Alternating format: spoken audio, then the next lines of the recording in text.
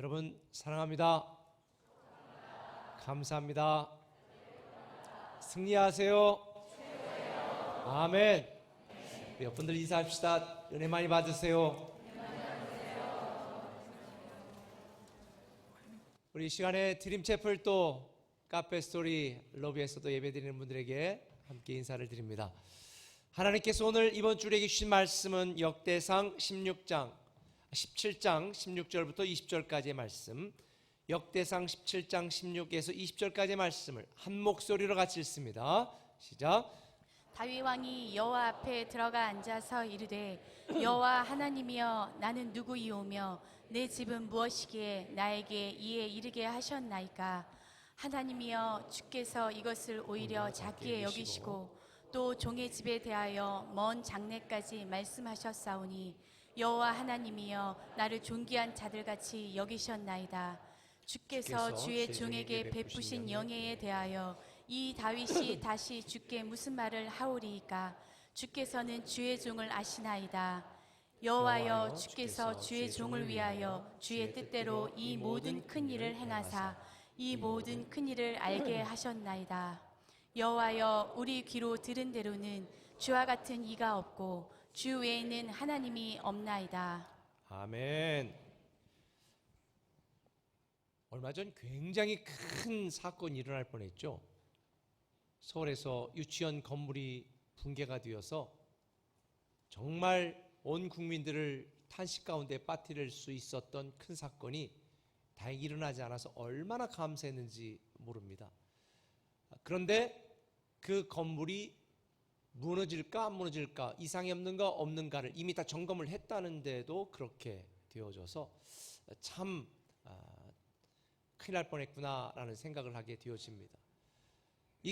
우리 꿈의 교회도 1년이면 뭐 전기 점검, 엘리베이터 점검, 안전 점검, 구조 점검, 그러니까 온갖 점검들을 시시때마다 나오는데 관리하는 분은 굉장히 스트레스를 많이 받는 모양인 것 같더라고요. 그런데 사실 그런 점검들은 굉장히 중요합니다. 우리가 점검을 받지 않고 확인하지 않으면 언제 갑자기 큰 사건과 문제가 되어서 우리를 슬프게 하고 괴롭게 할 수도 있기 때문입니다. 아무리 우리가 일상의 삶 가운데서라도 사소한 것, 또 우리가 꼭 필요한 것, 중요한 걸 할지라도 점검하지 않으면, 확인하지 않으면 큰 문제가 될 수도 있습니다. 얼마 전에 집에서 갑자기 전기가 떨어지는 거예요. 한쪽만. 그래서 왜 그런가? 또 저는 그 현관에 있는 쪽에 가서 두꺼비 집을 열고 그걸 잘 올리니까 또 들어오다가 조금 있으면 또 떨어지고 자꾸 그래서 안 되겠다 싶어서 관리사무소에 연락했더니 뭐 전기 점검하는 걸 가져서 여기저기 해본 다음에 이거 사용하지 마세요. 그러는 거예요. 뭐예요? 그랬더니 커피포트가 물이 좀 넘쳐가지고 밑에 물이 좀 기어 있었던 것 같아요. 근데 그걸 모르고 계속 전기를 꼽으니까 이게 누전이 돼서 안 되는데, 그걸 무리하게 계속 두꺼비 집에서만 올리면 뭔가 일이 나게 되어지는 거죠. 우리는 우리의 일상의 삶 속에서 점검하고 확인하는 거 굉장히 중요한데, 사실 우리의 몸을 점검하는 것도 중요합니다. 오늘 이후 예배 전에 한 분이 건강검진하다가 이상이 발견돼서 이번에 수술하러 간다고 해서 제가 기도를 해드렸는데, 우리의 몸도 정기적인 점검과 확인을 통해서 유지하지 않으면 문제가 생깁니다. 그런데 우리의 신앙도 마찬가지. 우리의 신앙이 제대로 된 신앙인지 바른 신앙인지, 내가 지금 잘하고 있는 것인지 우리의 신앙을 점검하지 않으면 우리의 영적인 침체에 빠질 수도 있고, 하나님이 우리를 왕의 자녀로 삼아주시고 우리를 위하여 예비하신 그 축복들을 우리가 제대로 누리지 못할 수도 있습니다. 저는 성경을 읽으면서 제일 좋아한 사람이 다윗인데요, 이 다윗은 역대상 17장 8절에 보면 이렇게 하나님이 다윗을 축복하셨어요. 내가 어디로 가든지 내가 너와 함께 있어 내 모든 대적을 내 앞에서 멸하였은즉 세상에서 존귀한 자들의 이름 같은 이름을 내게 만들어주리라. 그러니까 원래 다윗이 존귀한 자가 아니었잖아요. 근데 존귀한 자 같은 이름을 내가 만들어서 너에게 주고, 내가 어디로 가든지 형통케 하고 잘되게 할 것이다. 그래서 제가 다윗을 굉장히 좋아하거든요. 그런데 하나님이 다윗에게만 이런 축복을 주신 것이 아니라 다윗의 아들인 솔로몬에게도 동일한 약속을 하셨어요. 역대상 17장 13절을 보면 우리말 성경으로 쉽게 읽겠습니다. 이렇게 되어 있습니다. 같이 한번 읽어볼까요? 내가 그의 아버지가 되고 그는 내 아들이 될 것이다. 내가 내 전에 왕으로부터는 사랑을 거두었으나 그로부터는 사랑을 결코 거두지 않을 것이다. 내가 내 집과 내 나라 위에 영원히 그를 왕으로 세울 것이다. 그 왕의 자리는 영원히 흔들리지 않을 것이다. 그러니까 그 전의 왕 사울처럼 내가 사랑한다고 그랬다가 사랑을 거두지 않고 그 왕의 자리가 영원히 흔들리지 않을 것이다.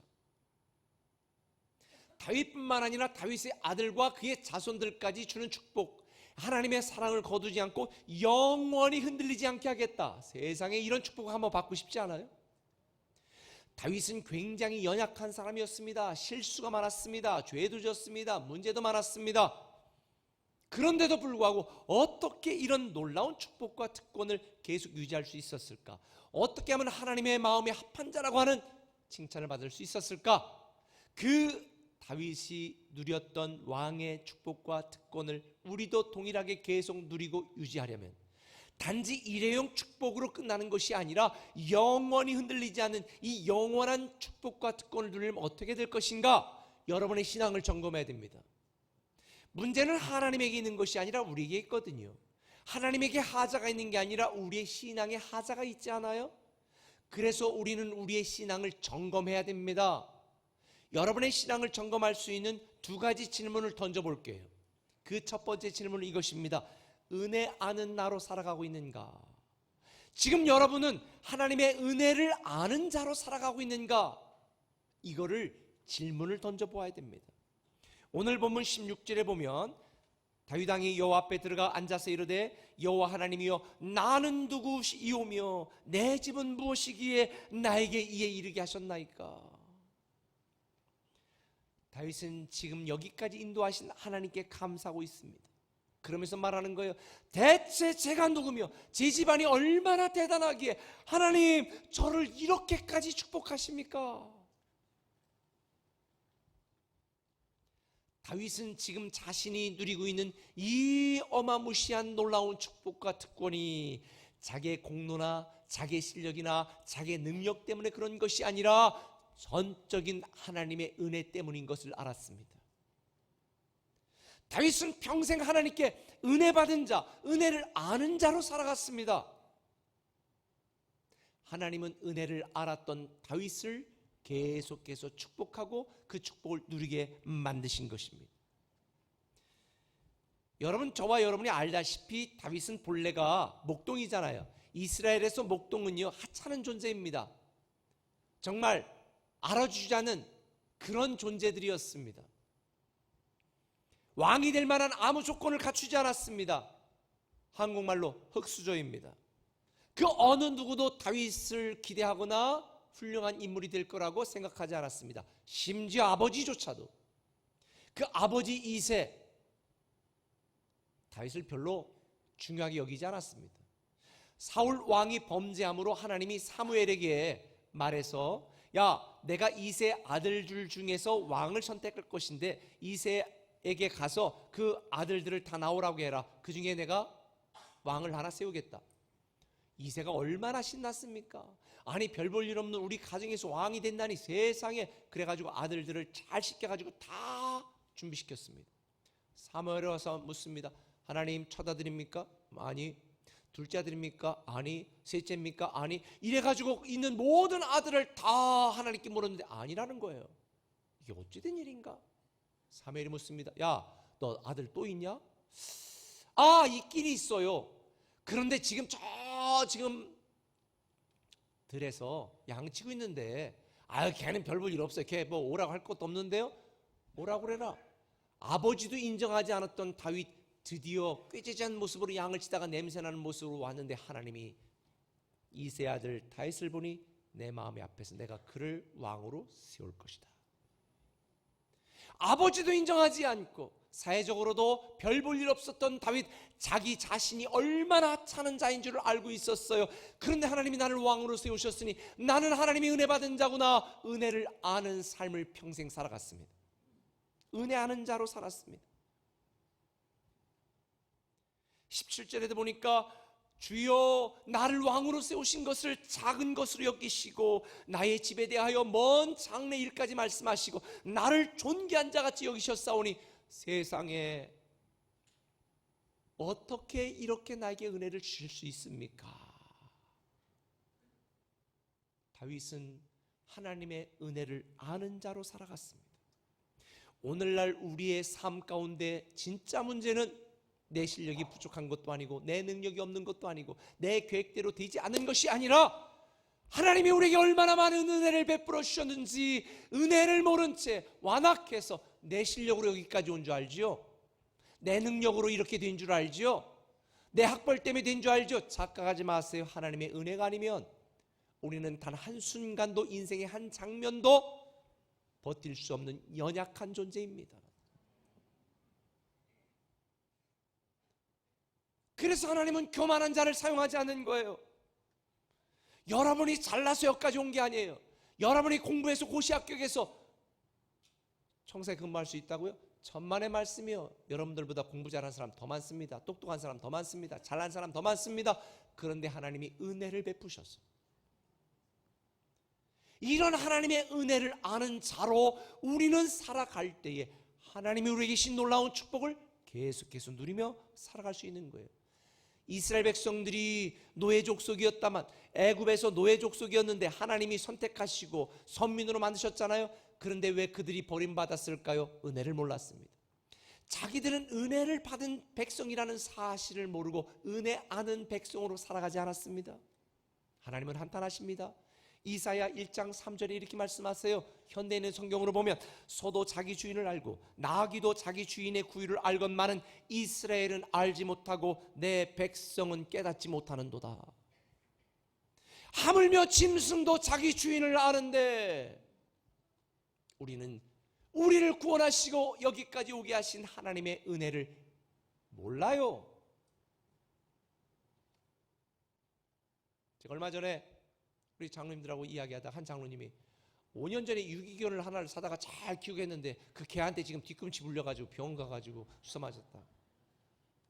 우리 공주의 권사님이 보신탕 잘하는 분인데 그분에게 그냥 맡기시죠. 제가 은혜를 모르는 거는 보신탕 집으로 가야 돼. 근데 남 얘기가 아닌 거 아세요? 우리는 하나님의 은혜로 구원받고 하나님의 은혜로 여기까지 왔으면서도 은혜 아는 자로 살아가지 않습니다. 내가 잘나서 여기까지 온 줄 압니다. 근데 다윗은 달랐어요. 다윗은 시편 8장 4절에 뭐라고 말합니까? 사람이 무엇이기에 주께서 이렇게 마음을 쓰시며 사람이 과연 무엇이기에 이토록 돌봐주십니까? 다윗은 자기가 얼마나 하찮고 보잘것없는 존재인 줄을 알았고 하나님의 은혜 때문에 여기까지 온 줄 알았기 때문에 그는 평생 은혜를 아는 자로 살아갔습니다. 우리 또한 영적인 교만함을 버려야 됩니다. 주님 없이는 단 한순간도 살아갈 수 없는 존재. 그래서 우리가 매일 감사해야 되는 이유, 범사에 감사해야 되는 이유가 여기 있는 거예요. 잘 되는 가정, 잘 되는 교회는 감사가 넘친다고 말하지 않았습니까? 망하고 안 되고 파괴되고 갈라지는 찌그러드는 그런 교회 가정 특징이 있습니다. 감사가 없습니다. 불평, 원망, 분노만 넘칩니다. 너 때문에? 아니에요. 다 나 때문이죠. 제가 어제 이발을 하고 왔는데요. 이발을 하러 가다가 제가 벌써 굉장히 오랫동안 하는 그 할아버지에게 제가 가는데 그 이발소를 가는 쪽에 큰 가게가 있습니다. 옷가게가 있는데 우리 공주의 한 권사님이 운영하시는 가게예요. 그런데 거기에 지나가다 보니까 잘 안 보이시더라. 그 카운터에 안 계셔서 그냥 지나왔는데 입구에 이렇게 써놨더라고요. 감사는 오늘, 감동 있는 내일. 역시 수준이 있어요. 꿈의 교회는. 감사는 오늘이 감동 있는 내일을 맞이하게 된다는 거예요. 저는 여러분들이 은혜 아는 자로 살아가시기를 예수님의 이름으로 축원합니다. 은혜가 뭔지 모르는 분들을 위하여 툴리안 차비진 목사님이 쓰신 은혜의 순간이라는 책에서 제가 은혜에 대해 정의한 걸 말씀드리겠습니다. 은혜란 신세를 갚을 수 없는 당신이 받는 사랑이다. 은혜란 아무것도 한 게 없는 당신이 받는 사랑이다. 사랑스러운 구석이 없는데도 사랑을 받는 게 은혜다. 굳이 정의를 내리면 은혜란 조건이 없는 사랑이다. 여러분, 사랑받을 만큼 괜찮은 분이세요? 사랑받을 만큼 많은 일을 하셨어요? 그런데 우리는 아무런 조건 대가 없이 하나님이 우리를 사랑하셨다. 이게 바로 은혜입니다. 다윗은 이런 하나님의 은혜를 알았기에 더 큰 성공을 달라고, 더 큰 축복을 달라고 요구하지 않았습니다. 여러분, 다윗 생애를 보면 오직 그는 하나님을 사랑하는 일에만 관심이 있었습니다. 하나님이 기뻐하시는 일에만 집중했습니다. 하나님을 어떻게 더 잘 섬길 수 있을 것인가, 여기에만 집중했습니다. 이런 다윗에게 하나님은 은혜 위에 은혜를 베풀어 주시고, 다윗뿐만 아니라 그의 자손과 자손의 자손까지도 왕의 자녀의 축복을 누릴 수 있도록 만들어 주신 것입니다. 하나님의 은혜를 아는 자는 하나님을 사랑하는 일에 목숨을 겁니다. 하나님이 기뻐하시는 일을 합니다. 하나님의 사랑을 유통하는 일에 주저하지 않습니다. 저는 우리 꿈의 교회가 그렇게 된 것을 감사합니다. 우리 교회가 선교하고 또 어려운 미자리 교회들을 교파를 초월해서 많은 분들을 돕고 있지만, 특별히 올해 우리가 120개 교회를 더 선정을 해서 우리가 농어촌 교회 50개, 그 다음에 미자리 교회들을 우리가 더 섬기는 교회가 되었으면 좋겠다 해서 올해 초에 상의한 걸 이번 달부터 시행을 했습니다. 이번 달부터 약간의 도서비를 드리면서, 사실 매달 10만 원씩이 많지 않은 돈이니까 도서비로 책 사보고 하실 수 있도록 120개 드리면서 제가 돈 떨렁 보내고 말 수 없어서 어제 토요일 날에 그분들에게 다 문자를 보냈습니다. 제가 읽어드릴까요? 사랑하는 아무개 목사님, 주 안에서 문안 인사드립니다. 이번 달부터 매월 목사님께 도서비 송금을 시작하였습니다.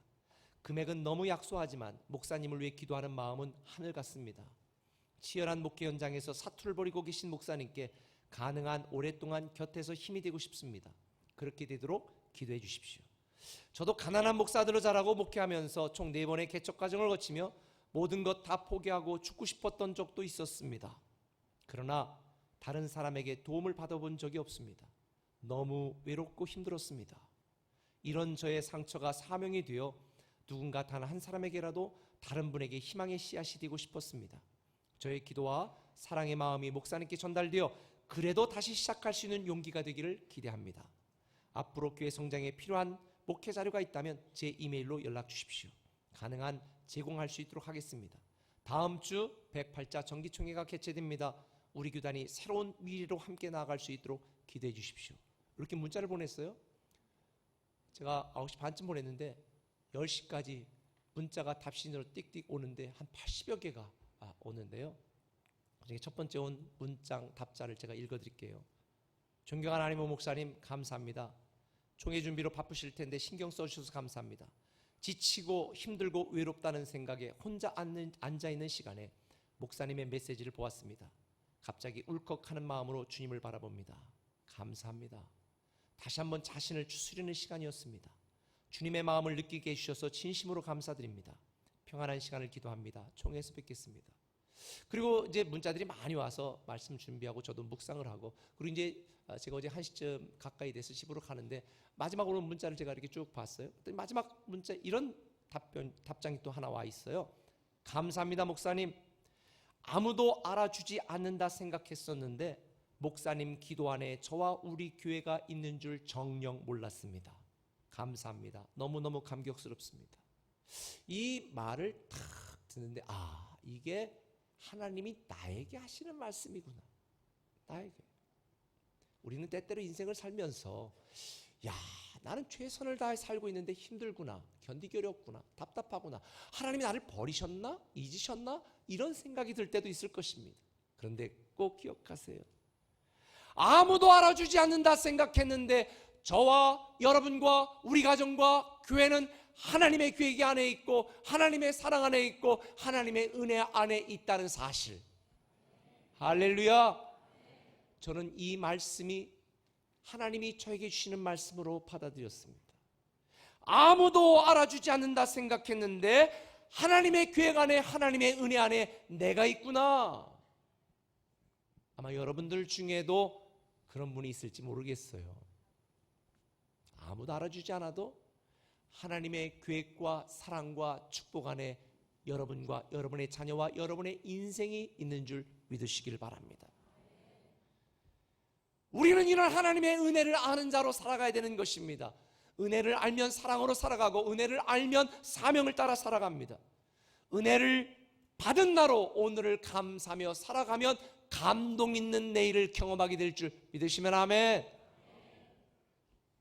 우리는 하나님 아니면 버틸 수 없고 우리는 하나님 아니면 다시 시작할 수 없는 존재라는 사실을 가슴으로부터 알아서 나는 은혜 아는 자로 살아가야 되겠다, 이 결단이 있다면 하나님은 여러분에게 주신 이 놀라운 축복이 일회용 축복으로 끝나는 것이 아니라 영원히 흔들리지 않는 축복이 될 줄 믿습니다. 오늘 여러분의 신앙을 점검할 두 번째 질문을 던지겠습니다. 그것은 이겁니다. 은혜 주신 하나님을 인정하고 있는가? 은혜 주신 하나님을 나는 인정하고 있는가? 오늘 본문 20절은 다윗이 이렇게 말합니다.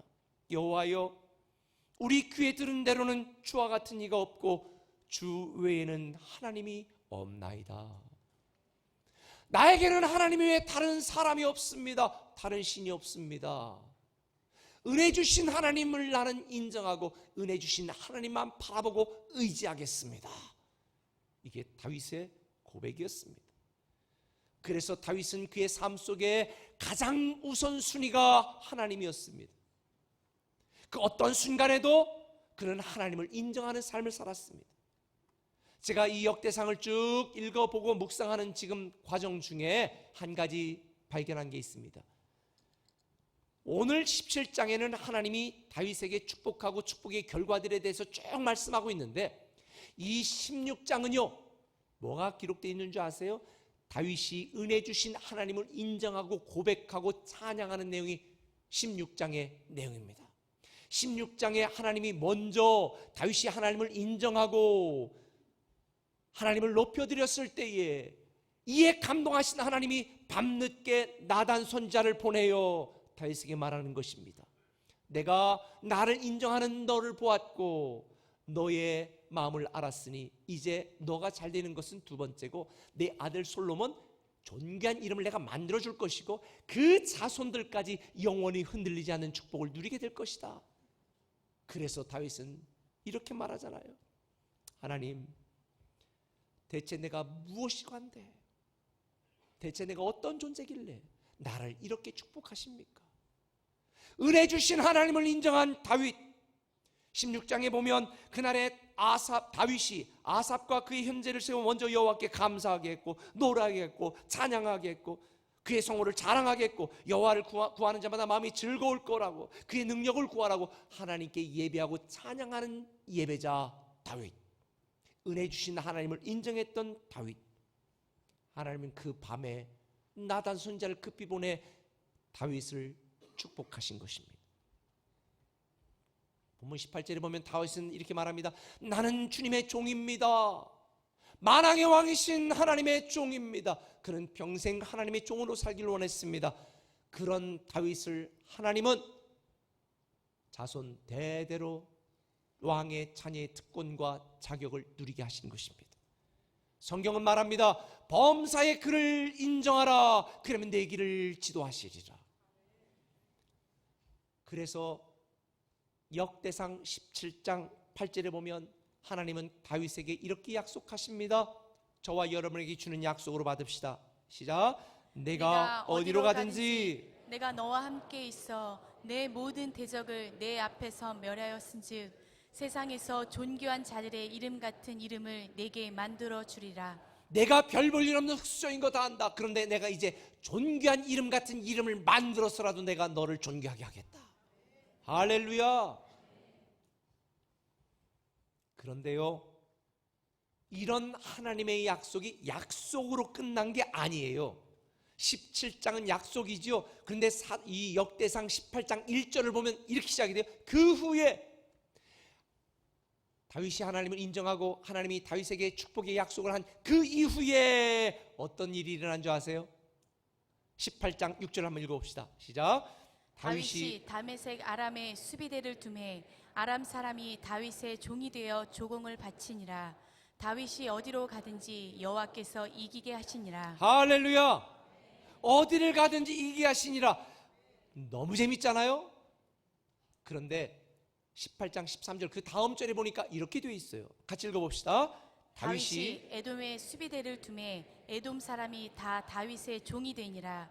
다윗이 어디로 가든지 여호와께서 이기게 하셨더라. 6절은요 이기게 하시니라 진행형이에요. 어디를 가든지 이기게 하시는 거예요. 지금 막. 그런데 이 시간이 흘러서 18장 13절 가니까 어디를 가든지 여호와께서 이기게 하셨다. 이게 저와 여러분의 스토리가 되기를 예수님의 이름으로 축원합니다. 우리가 알다시피 다윗이 출중해서 능력이 많아서 위대한 장군이기 때문에 이 모든 승리를 누린 것이 아닙니다. 여러분 이 과정의 성경을 쭉 묵상해 보신 분은 알겠지만 다윗은 자기 방법으로 전쟁을 한 것이 아니라 전쟁을 하기 전에 항상 하나님께 물었습니다. 하나님 어떻게 할까요? 전면전 할까요? 게릴라전 할까요? 하나님 어떻게 할까요? 내가 당당히 납설까요? 아니면 부하들만 보낼까요? 항상 먼저 하나님을 앞세웠어요. 그리고 하나님이 이기게 하시니 이스라엘 백성들을 착취하고 약탈하여 다 뺏어갔던 그 블레셋, 모압, 소바, 암몬, 아람 모든 족속들이 이제는 도리어 다윗에게 뭐를 바쳤더라? 조공을 바쳤더라. 할렐루야. 하나님은 늘 다윗의 손을 들어주셨습니다. 아무리 강한 민족도 아무리 막강한 군대도 힘을 쓸 수가 없었습니다. 왜냐하면 다윗에게는 하나님이 함께 하셨으니까. 결국 이방 사람들은 누구와 전쟁을 한 거예요? 다윗과 전쟁을 한 것이 아니라 하나님과 전쟁을 한 것입니다. 우리가 인생을 살면서 왜 힘들까?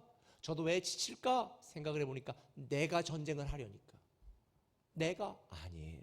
하나님이 하신다. 결국 다윗이 경험한 모든 승리는요, 은혜 주신 하나님을 인정하고 은혜 받은 나로 살아갔던 다윗에게 주신 하나님의 놀라운 선물인 줄 믿으시기를 바랍니다. 그래서 시편 60편 12절에 이렇게 말합니다. 다윗이 고백합니다. 하나님께서 우리와 함께 하시면 우리는 승리를 얻을 것이다. 그가 우리의 원수들을 짓밟을 것이다. 아마 여러분들 중에도 인간적으로 가망 없는 싸움, 세상적으로는 불리한 환경 속에 처해 내 힘과 능력으로 안 되겠다 포기하고 싶은 분들이 있을지도 모르겠습니다. 그게 여러분의 개인적으로 여러분의 질병이든지 아픔이든지 괴로운 문제일 수 있습니다. 그러나 하나님은 그 어느 것에서나 이기게 하십니다. 승리케 하십니다. 선포하시기 바랍니다. 승리합니다. 치유됩니다. 회복됩니다. 다시 일어납니다. 마지막에 우리가 웃게 되어 있습니다. 그래서 로마서 8장 37절은 말합니다. 이 모든 일에 우리를 사랑하시는 이로 말미암아 넉넉히 이기느니라. 근데 제가 경험해 보니까 가끔은 넉넉히 안 이기고 간신히 이겨요. 왜 그런가 봤더니 우리 보고 교만하지 말라고.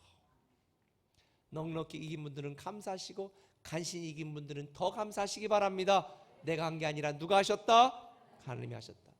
그래서 멀린 케로도스 목사가 이렇게 말을 했습니다. 우리가 참으로 하나님을 신뢰하고 찬양하고 감사하는 삶을 살기 시작하면 그 순간부터 하나님은 우리를 대신하여 인생의 싸움을 싸워주십니다. 우리가 살아가면서 힘들 때 많잖아요. 참 힘들 때 많아요. 최선을 다하지만 견딜 수 없을 때도 있습니다. 노력해보지만 안 되는 일도 참 많습니다. 그런데 여러분 꼭 기억하셔야 돼요. 답답한 상황과 괴로운 환경이 내가 갖고 있는 문제가 아니라 나와 함께 하시고 넉넉히 언제나 이기게 하시는 하나님을 제대로 믿지 못하는 우리의 연약하고 부족하고 무능한 신앙의 문제예요. 그래서 오늘 여러분에게 제안하는 것입니다. 여러분의 신앙을 점검하시기 바랍니다. 나는 은혜를 아는 자로 살아가고 있는가? 나는 은혜 주신 하나님을 인정하고 있는가? 이 두 가지 질문에 네, 예스라는 대답을 할 수 있다면 여러분은요, 여러분 당대뿐만 아니라 우리의 자손과 자손의 자손까지 흔들리지 않는 왕의 자녀의 축복을 계속해서 누리게 될 줄 믿습니다. 저는 그렇게 되기를 예수님의 이름으로 축원합니다.